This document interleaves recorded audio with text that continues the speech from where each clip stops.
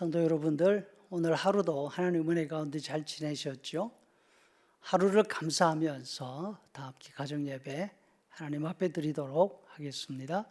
하늘에 계신 우리 아버지, 아버지의 이름을 거룩하게 하시며 아버지의 나라가 오게 하시며 아버지의 뜻이 하늘에서와 같이 땅에서도 이루어지게 하소서. 오늘 우리에게 일용할 양식을 주시고 우리가 우리에게 잘못한 사람을 용서하여 준 것 같이 우리 죄를 용서하여 주시고 우리를 시험에 빠지지 않게 하시고 악에서 구하소서. 나라와 권능과 영광이 영원히 아버지의 것입니다. 아멘. 이 시간에는 함께 찬양하도록 하겠습니다.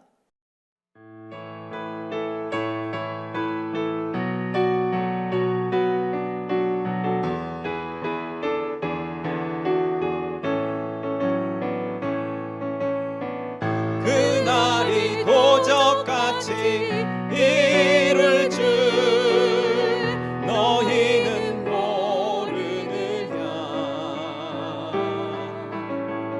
늘 깨어 있으라 잠들지 말아라 주님과 동행하라. 항상 기뻐하라 쉬지 말고 기도하라 범사에 감사하라. 이는 예수 안에서 너희에게 향하신 하나님 뜻이니라. 평강의 하나님이 너희를 거룩하게 하시고 온몸과 영혼이 주 오실 그날에 흠없기 원하노라. 항상 기뻐하라 쉬지 말고 기도하라 범사에 감사하라. 이는 예수 안에서 너희에게 향하신 하나님 뜻이니라.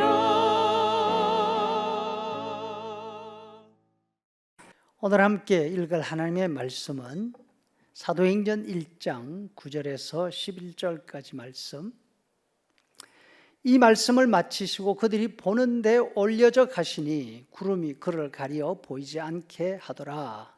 올라가실 때에 제자들이 자세히 하늘을 쳐다보고 있는데 흰옷 입은 두 사람이 그들 곁에 서서 이르되 갈릴리 사람들아 어찌하여 서서 하늘을 쳐다보느냐. 너희 가운데서 하늘로 올려지신 이 예수는 하늘로 가심을 본 그대로 오시리라 하였느니라. 아멘. 예수님이 죽으셨습니다. 아무도 예상하지 못하는 시간에 아무도 예상하지 못하는 방식으로 죽으셨습니다. 예수님은 자신의 죽음을 여러 차례 미리 말씀해 주셨습니다. 하지만 제자들을 비롯한 어떤 사람도 예수님의 그 말씀에 귀를 기울이지 않았습니다. 심지어 예수님을 죽이려고 틈만 노리고 있던 유대인들도 이번 명절에는 아무래도 때가 아닌 것 같다 포기를 했습니다. 그럼에도 불구하고 예수님이 바로 그 명절에 예수님이 말씀하신 바로 그 명절에 십자가에 달려 죽으셨습니다. 불과 단 이틀 만에 벌어진 일입니다. 세상을 뒤집어놓는 큰 사건이 일어나는 것은 우리가 생각하는 것만큼 그렇게 어렵거나 복잡하지 않습니다. 예를 들어 세계 제1차 대전이 있습니다. 이 전쟁은 1914년 7월 말에 시작이 돼서 1918년 11월 11일 독일이 휴전에 합의하면서 끝났죠. 이 전쟁은 4년 이상 온 유럽을 전쟁의 구렁텅이로 몰아넣었습니다. 죽은 사람만 2,500만이었습니다. 이렇게 엄청난 참상을 낳은 대전이 시작된 것은 세르비아의 수도 사라예보에서 일어난 오스트리아 황태자의 암살 사건, 그거로부터 시작이 되었습니다. 예수님의 죽음도 아무도 예상하지 못한 곳에서 시작이 되었습니다. 예수님 가장 가까이에 있던 제자인 가룟 유다가 예수님을 배반합니다. 예수님을 죽일 기회만 노리고 있던 유대인들에게 가서 예수님을 잡을 수 있는 위치를 밀고 해 주었습니다. 유다가 성전 군병들이 이끌고 와서 예수님을 체포할 때까지 아무도 예상하지 못한 일이었습니다. 제자들을 비롯한 예수님을 따르는 사람들은 이번 명절을 통해서 예수님께서 거사를 완성하실 것이라고 생각했습니다. 예수님을 왕으로 모실 기대에 가득 차 있었고, 제자들은 예수님 나라를 어떻게 조각할 건가 머리가 복잡했죠. 그러나 유다가 이끌고 온 성전 군인들에게 체포되신 예수님은 곧바로 산헤드린 앞에서 재판을 받으십니다. 해가 뜨기 전에 로마 총독 재판에서 사형 언도를 받으셨습니다. 아무도 접근할 수 없는 곳, 높은 벽과 굳은 철문으로 막혀 있는 두 관정에서 일어난 일이죠. 예수님이 죽으신 후 동굴 무덤에 장사되었습니다. 군인들이 경계를 서고 있습니다. 대제사장과 총독의 관인이 찍혀서 봉쇄되어 있었습니다.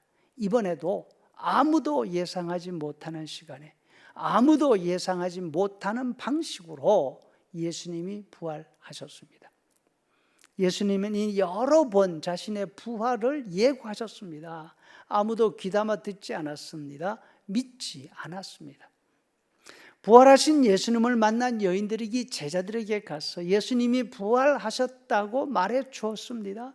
예수님의 말씀을 전했습니다. 그러나 제자들 가운데 예수님의 부활을 믿는 사람 아무도 없었습니다. 예수님이 자신들 앞에 나타나실 때까지. 그 후 예수님은 40일간 수시로 제자들에게 나타나셨습니다. 함께 식사를 하셨습니다. 앞으로 제자들이 할 일을 일러주셨습니다. 무엇보다도 예수님 자신이 하나님께로 올라가실 것을 말씀해 주셨습니다. 또 제자들이 예수님과 함께 한자리에 모여 있습니다. 예수님이 하늘로 올라가시는 모습을 보고 있습니다. 제자들 곁에는 천사 둘이 있었습니다. 천사들이 제자들에게 말합니다. 갈릴리 사람들아, 왜 너희는 여기에 서서 하늘만 쳐다보고 있느냐고. 제자들은 예수님의 승천도 믿지 못했습니다. 하늘로 가시는 모습을 보면서 의아해하고 있습니다. 이런 제자들을 천사들이 꾸짖습니다. 아직도 예수님의 말씀을 귀담아 듣지 않고 아직도 그 말씀을 믿지 못하는구나. 예수님이 말씀하신 모든 일은 다 말씀하신 그대로 이루어졌습니다. 이제 남은 일은 예수님이 다시 오신다는 말씀 하나입니다. 제자들은 예수님의 죽으심도, 예수님의 부활도, 예수님의 승천도 그 일이 일어나기까지 믿지를 못했습니다. 여러분, 우리는 어떻습니까? 예수님이 다시 오신다는 말씀에 귀를 기울이고 있습니까? 그 말씀을 믿고서 기다리고 있습니까? 예수님이 하늘로 올라가시는 모습을 보고 있던 제자들에게 천사들이 전해줍니다. 너희 가운데서 하늘로 올려지신 이 예수는 하늘로 가심을 본 그대로 오시리라. 요한은 요한계시록을 예수님의 재림 이야기로 시작합니다. 요한계시록 1장 7절 말씀, 볼지어다 그가 구름을 타고 오시리라, 반드시 그러하리라. 아멘. 그리고 예수님의 재림 이야기로 마칩니다. 계시록 22장 20절 말씀, 내가 진실로 속히 오리라 하시거늘 아멘 주 예수여 오시옵소서. 우리가 알듯이 요한은 예수님을 믿는 믿음으로 인해서 우리 가운데 가장 고통스러운 삶을 살았습니다. 그러나 예수님이 다시 오신다는 약속이 요한에게 힘이 되었습니다. 용기를 주었습니다. 우리에게도 예수님의 재림 약속이 우리의 소망이 되어야 할 줄로 믿습니다.